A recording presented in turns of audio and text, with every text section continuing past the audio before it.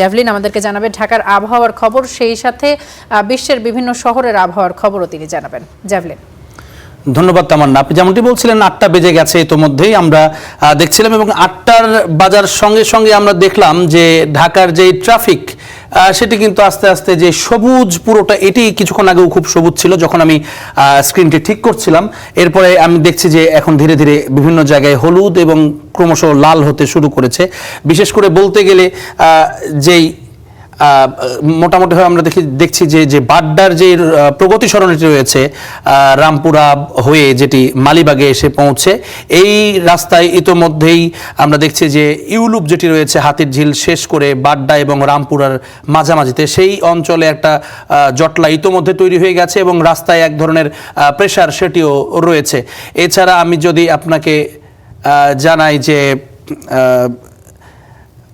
মূল যেই সড়কটি রয়েছে অর্থাৎ কারওয়ান বাজার থেকে ফার্মগেট হয়ে যেটি সোজা চলে গেছে খিলক্ষেত অভিমুখে, সেই রাস্তাটিতে এখনো পর্যন্ত আমরা দেখতে পাচ্ছি কিছুটা যানজটের চাপ সেখানে কম রয়েছে এবং বিজয় সরণির অংশটিতে কিছুটা চাপ দেখতে পাচ্ছি আমরা, সেটি এয়ারপোর্ট অভিমুখে অর্থাৎ সেন্ট্রাল ঢাকা থেকে বাইরের দিকে যাওয়ার যে রাস্তাটি রয়েছে সেই অংশগুলো চাপ দেখতে পাচ্ছি এবং একই সঙ্গে বিজয় সরণিতে কিছুটা চাপ তৈরি হয়েছে। তেজগাঁ এলাকাতে ছোট ছোট বিভিন্ন জায়গায় জটলা তৈরি হয়েছে। এছাড়া বড় ধরনের যদি ট্রাফিক জ্যামের কথা বলি, পুরান ঢাকার পাঁচটাতেও মোটামুটি এখনও পর্যন্ত ফাঁকাই বলা চলে। শাহবাগ মোড়ে কিছুটা চাপ রয়েছে।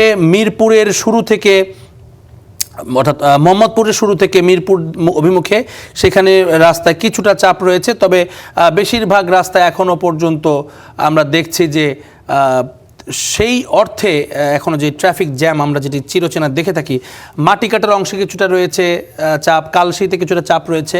এছাড়া মোটামুটি এখনও পর্যন্ত সবুজই দেখা যাচ্ছে। তারপরেও যাত্রাবাড়ি থেকে যারা আসবে তাদেরকে কিছুটা জ্যামে পড়তে হবে। এই মোটামুটি আমার কাছে যে আপডেটগুলো আমি দেখছি, হাতে কিছুটা সময় নিয়ে বেরোনোই ভালো যে কোনো কাজের ক্ষেত্রে, কেননা ঢাকার যানজট আমরা এটি লাইভ আপডেট দেখতে পারি এবং খুব দ্রুত যখন সবাই ইতিমধ্যে বের হবেন তখন কিন্তু একটা বড় প্রেশার সেটি রাস্তায় পড়বে এবং সেটি মাথায় রেখে কিছুটা সময় হাতে রেখে বেরোনো ভালো। আমরা যদি এখন একটু চলে যেতে চাই ঢাকার আবহাওয়াতে, অর্থাৎ গাড়িতে যখন ভ্রমণ করবেন এসিটা কততে রাখতে হবে সেটি আপনাদেরকে জানিয়ে দেওয়ার চেষ্টা করি। আপাতত এসি গাড়িতে না চালালেও সমস্যা নেই, কেননা বাইরের রিয়েল ফিলটা কিন্তু এই মুহূর্তে 16 ডিগ্রি সেলসিয়াস ঢাকায়।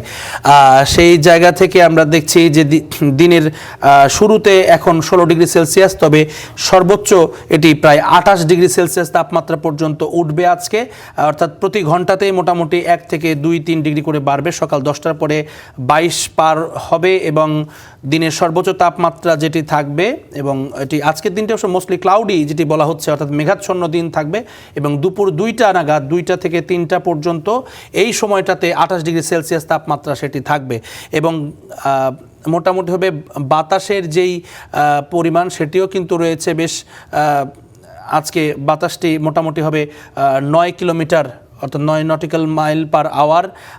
সেই বাতাসের কারণে কিন্তু শীতের অনুভূতিটা আরও কিছুটা বাড়তে পারে দিনের শুরুর ভাগে, তবে এটি ধীরে ধীরে ঠিক হয়ে যাবে এবং আমরা দেখছি যে এয়ার কোয়ালিটি আজকে এটি ভেরি আনহেলদি, এটি অ্যাকিউওয়েদারে দেখাচ্ছে। আমরা যদি স্পেসিফিক্যালি চলে যাই যে ঢাকার বায়ুমানের অবস্থাটি আজকে কি রয়েছে, আজকে আমরা দেখছি ঢাকা আবারও ব্যাক ইন ট্র্যাক, গতকালকের চাইতে এক ধাপ পিছিয়েছে।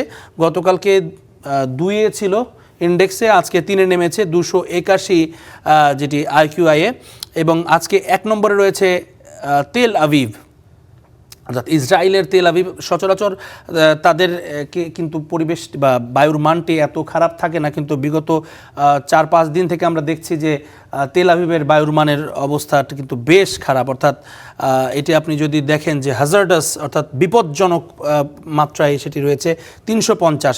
এরপরেই দ্বিতীয় অবস্থানে রয়েছে কাবুল আফগানিস্তানের, তাদেরও খুবই খারাপ অবস্থা 299, এবং তারপরে রয়েছে ঢাকা এখন 281 AQI আছে এবং তারপর পরে আমরা দেখছি কিনশাসা এবং কলকাতা 5 নম্বরে আছে, হ্যানয় আছে 6 নম্বরে, 7 নম্বরে দিল্লি এবং 8 নম্বরে লাহোর, 9 নম্বরে কায়রো, আবারও 10 নম্বরে জেরুজালেম। মোটামুটিভাবে তালিকাতে বেশ কিছু নতুন নাম আমরা আজকে দেখলাম, যদিও পুরনো নামের ভেতরে ঢাকা, দিল্লি, কায়রো, লাহোর এগুলো কিন্তু ফিরে ফিরে আসে প্রতিদিনই এবং খুবই আনহেলদি যে অবস্থা রয়েছে সেটি আমরা দেখছিলাম। একই সঙ্গে আমরা যদি দেখাতে চাই, শুধু খারাপটা আমরা বলছি, এর পাশাপাশি যদি আমরা একটু ভালো যেই 10টি ক্লিনেস্ট সিটি রয়েছে তাদের কথাটাও একটু যদি আমরা দেখে আসি কি অবস্থা সেখানে। আজকে আপনি দেখবেন মাত্র 16 AQI, অর্থাৎ মানে এখানে নিঃশ্বাস নিলে ফুসফুসে কোনো চাপ পড়বে না তামান না। এবং আপনি দেখবেন এটি ক্যানবেরা অস্ট্রেলিয়াতে, তাদের 1 নম্বরে রয়েছে আজকে ক্লিনেস্ট সিটি এয়ারের হিসেবে।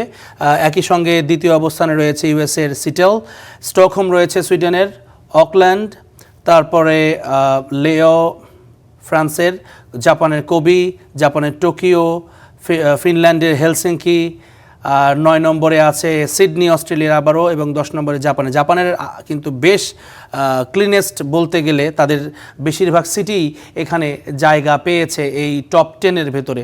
সব মিলিয়ে ঢাকার যেই বায়ু দূষণ এবং ঢাকার যেই পলিউশন সব কিছু মিলিয়ে আমাদের কিন্তু মাস্ক, বারবার যেটা আমরা আমাদের দর্শকদেরকে বলে থাকি যে আমাদের একটা মাস্ক নিয়ে সারাদিন বের হওয়া উচিত, যে অভ্যাসটা আমরা কোভিড-19-এর সময় কিছুটা রপ্ত করেছিলাম, কিছুটা বাধ্য হয়ে, তবে সেটি আমাদের নিজেদের স্বাস্থ্যের কথা বিবেচনায় আমাদের সেটি মাস্কটি ব্যবহার করা উচিত। তো তামান্না, মোটামুটি এই ছিল আমার কাছে ট্রাফিক, ওয়েদার এবং এয়ার ইন্ডেক্সের খবর। জাভলিন, ধন্যবাদ আপনাকে।